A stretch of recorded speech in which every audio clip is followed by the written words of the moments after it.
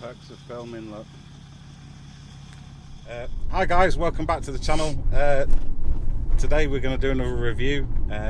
We've got some questions on this one actually. You guys might be able to answer it for us, but yeah, we're in one of Sam's new cars. I bought another new old car. They all seem to be about the same age, the ones I've been buying recently, about 2004. So today we're in a 2004 Mercedes E-Class W211, and it's the E320 Avant-Garde.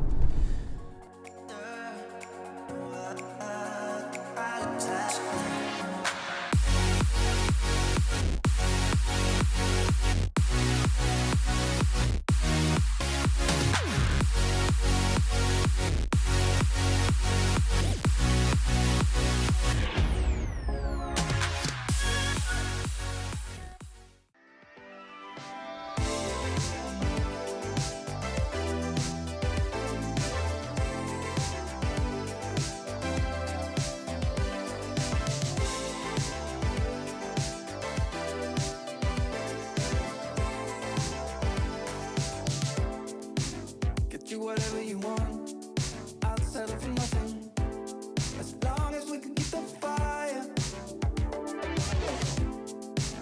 I'll do whatever you do, follow you anywhere, if our chances are getting brighter. But I want you to know, I can't have it like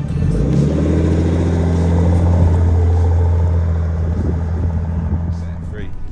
So what we'll talk about in this review is practicality. It's obviously a practical car because it's an estate. There's lots of talk how fast it is, what engine it's got, the AMG parts that we spoke about, if it's an AMG or not, you guys will probably know. The boot, you know, I mean, look, it's an estate car. It's practical, no doubt. It's a big car. Yeah, it is. Like when you put it next to the Rover I had before. Again, check out the review we did on that.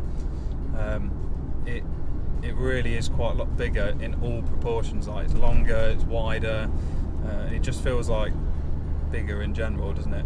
I wouldn't say more spacious to sit in, although I prefer the driving position on this because my legs aren't impeded. Like one of the big drawbacks on that Rover was the centre console came quite far out, so you tend to sit on an angle in that car, but in this one you don't. So yeah, a bit about this car in particular. This is the E320 Avant-Garde. It's a 2004. I believe the 2004 is when they launched the estate version of the W211. So it was like the first of the first like pre-facelift shape, and it was. This is a diesel, obviously. It was the highest option you could go in the diesel without then having to move into like the higher petrol models, like your AMG 500 sort of big V8 engines. Well, to say that this is I don't like the word rip-off because that's not what it is anyway, but to say AMG, I've just looked down, it's got an AMG plaque, AMG gearbox, it comes up with AMG on the stereo. Yeah, the thing is, you can get all these things online. Oh, can you? And you can program that to say AMG. I think there is a way you can do it. That's what the owners said. The auto wipers are thinking they need to wipe. Yeah. Stop. But for a 20-year-old car, it does have auto wipers. It's got auto headlights. It's got every like mod con you could want, really. It's got a sat nav. It's got a multi-disc CD changer. Oh, you like this, look? Whoa! It's not got DAB because it's sort of before that time, but it's got all the bits and toys and stuff on it, and tons of options on the dash. So Sam, what's it like to drive then? It's a nice driving experience. The driving position is very good. Feel very in control. It's nice to see out over the bonnet. It's got lots of power, like a lot of power. You feel very comfortable overtaking. You feel very comfortable sat on the motorway. It's got, you know, cruise control and all the mod cons. I've got a question for you. Yeah. Because it is a 20-year-old car and it's a 3.2 litre diesel. What's it like on MPG, or what's its, you know, it can't be like economical, can it? This is probably more economical than the Rover, and that was a 2 litre diesel. On a run, I've been getting about 45 miles per gallon out of this one, and I think if you took it even more, and that's you know, cruise control set to 70, and you know, just let it do its thing. But I think if you set it even lower, you could probably push like just over 50 to a gallon, I reckon. That's not bad, is So it? I'm getting more miles per gallon than out of a 2 litre diesel, because it's not stressed. Yeah. It's not working as hard, I would presume, and then maybe it's a slightly more advanced engine. The only thing I've found with it being ultra critical, if you hustle it through a corner, like if you're enjoying the corners, sometimes there's maybe a hint of understeer, which for a rear-wheel drive car is peculiar. I've just felt it a couple of times. I don't know if that's the tyres that I'm on, or what, but yeah, that's been my experience. So I think driving wise, there's another one right behind us. No way. Yeah. Driving wise, you can be as slow or as fast as you want, really, and it's capable of doing both things, more than capable. Yeah. And it's a very comfortable place to sit as well. I took it out to Plymouth the other day, like a 500-mile round trip. No problems. And, I got out fresh as a daisy afterwards. The seats are still really comfortable even after 20 years. The heated seats are fantastic. There's really not much to complain about, and everything has held up really well. Like all the plastics feel good quality. It's like I was saying earlier, isn't it? You know, I mean, it's a 20-year-old car. I've been in newer cars that rattle, you know, Yeah. more. The switches and buttons all feel good quality, and they've held up really well to age and use. This one's done 160,000 miles. You'd never know it. You'd never know. You know, there's still the steering's tight. It feels responsive and controllable. It's a great car. You can see why these were used as taxis, and probably still are in many countries throughout the world. They sold about 1.5 million of them. They were built all over the planet: Mexico, Europe, Africa. I think they were made in Egypt. So what's it like for spares then? Here's an interesting one actually with spares. I don't think the second-hand spares market is as good as it could be. There's certain things, you know, I always like getting around a car and sorting the niggles out when I get them, especially older cars. Like if you look at the seat controller just there, the headrest part's popped off, which is really common with these. And trying to get hold of another one of those, very difficult. Like I really didn't expect it, because they made so many of these. I thought there'd be loads getting broken, but some of the trim's quite hard to get hold of. Like this wood panel here, it's got a little crack in it, so I thought, that's all right, I'll get another bit of wood and just fit it on. Can't find one. And when you do find them, they're very often like America, and the shipping's insanely expensive. Oh, it is at the minute for anything from America, isn't it? That being said, there's specialist Mercedes breakers in this country that you probably could track one down, or things down, Yeah. if you were really persistent.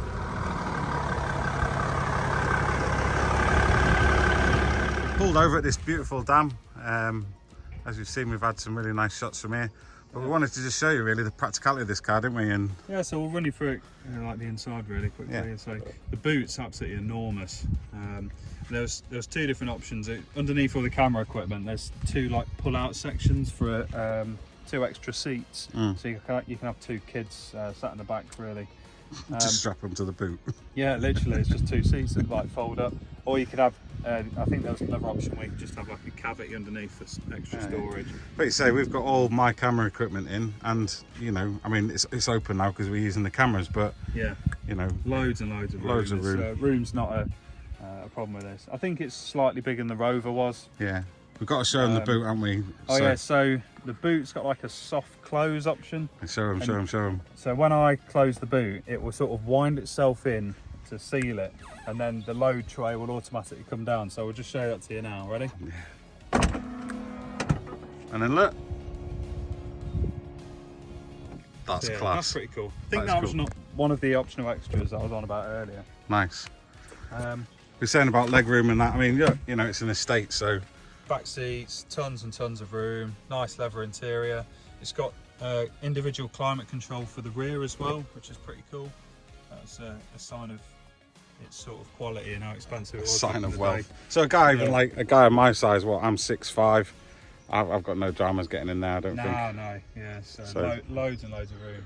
Really good. This is the sort of dark AMG wood we were talking about. So, like we were saying earlier, either somebody's gone to a great deal of effort to fit it through the car, or it was maybe something that was done from the dealer. Not sure. Not sure, but You guys make your own mind up. we'll have a look in the engine bay, shall we? Yeah, sweet.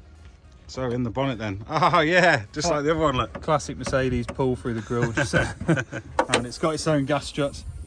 I haven't had a chance to clean under here yet, hence So what? the. See, look. Special edition. But then someone could have put that on. Someone could have. We don't know. We don't so know. We don't know. I'm not someone, sure. please tell us if this is an AMG, because we'll just say about the engine bay. But look, on the side, 3.2 AMG bi-turbo. But it's That's been stuck on after because it's Ah. not a bi-turbo. Ah. It's only got one turbo on it. well, there you So- go. That sort of lends a thing to it. Could have just been a bit aftermarket then, couldn't it? But Well, I think there's certain things on it which have definitely been put on after, but there's certain things which could have been from the factory. So I'm not sure. I don't know. And everything I've tried to find out about it is it's pretty vague. this massive engine, isn't it? Was Yeah, it it's a big straight six 3.2 litre diesel. beautiful? Like I said, I think stock it's about 240 brake horsepower. I did look on Wikipedia before I came out. I've totally forgotten. So Yeah, we'll say 240. I'm sure there'll be someone in the comments saying like, nah, it's not, or this isn't a review, it's just two lads having fun. Pretty much. Yeah, that's us. but yeah, there it is. It's showcasing a nice car in it, and I mean, look, you know, we've sort of showed it off around this beautiful dam that we're at, but I mean, what a car, 20-year-old car, and it looks like this. Do you know what I mean? It's fab, innit? And in my opinion, I think it's better looking than half the cars on the road nowadays. It's a nice looking car, isn't it? It's well designed. Yeah, really nice. Sleek, I reckon. That's the word that comes to mind. Yeah, It's a definitely. gentleman cruiser. It is. Right, let's go for a drive, man. Yeah.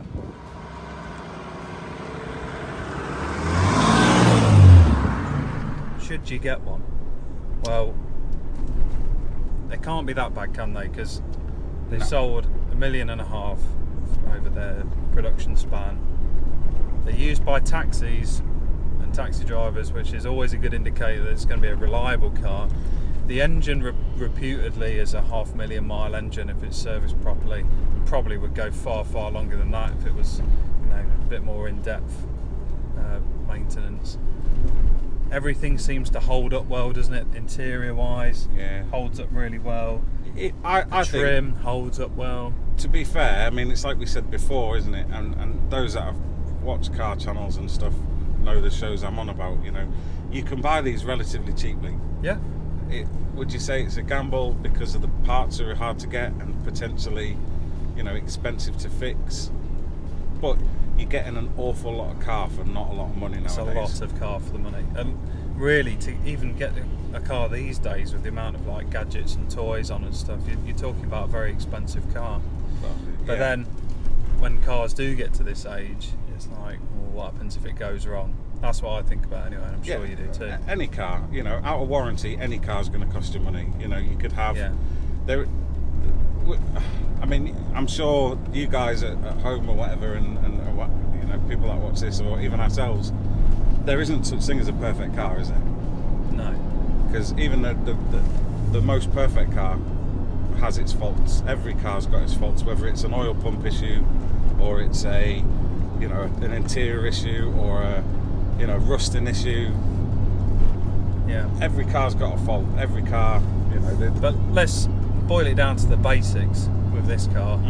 It's comfortable, it's fast, it's got loads of gadgets, looks nice. it looks nice.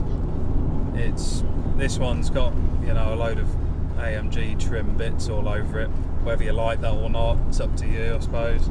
But you can get a stock one from a good looked after one for maybe between 3 and 4 grand, 3 to 5 grand, I'd say.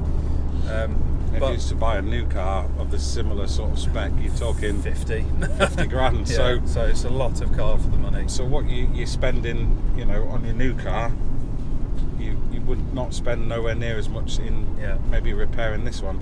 I mean, I've been driving this one for about 5-6 weeks now, and am I happy with it? Yeah, very happy. It's a lovely car to have a journey on. It's nice for bimbling around the country lanes like what we've been doing today. Lovely. The aircon's good. Aircon's very good, and I've got my blooming hoodie on. It's fast. Brakes are good. So yeah, everything you'd expect from a big Mercedes. It sort of ticks all the boxes. Does exactly what it says on the tin, doesn't it? Super practical as well. I mean, like, I guess. Oh, hay fever. Yeah. Oh, same. I've been on the tablets today. I've got to get some tablets when I get to the car. Yeah. Like we say, it does everything it's meant to do, or everything you'd expect from a big Mercedes. So really, to wrap this video up, then, I mean, you know, it's preference, isn't it? But you're getting a lot of car for your money. It's lovely to drive. There is no real downsides to it because it's just as economical as modern diesels, if not more economical than some. Yeah. You've just got to weigh up that option whether you spend less, you know, and it's that juggling act. It might not break. You might, if you maintain it and look after it, you'll easily get hundreds of thousands of miles out of it, and it'll hold itself together, no problems. Go for one with good service history if you're going to get one. Yeah. One that looks like it's not been battered around bodywork wise. That's always a good indicator as to whether it's been looked after. All the usual cues might give you an idea. Matching tyres, are the wheels in good nick? Is the tracking alright? Does it smoke? And if it sort of passes all those tests, chances are it's going to be a good one. So that's our kind of review, isn't it? We don't do reviews, we just talk about cars and enjoy the cars. But like and subscribe, we've got a few videos on the way, some new interesting stuff, and we're always on the lookout for cars.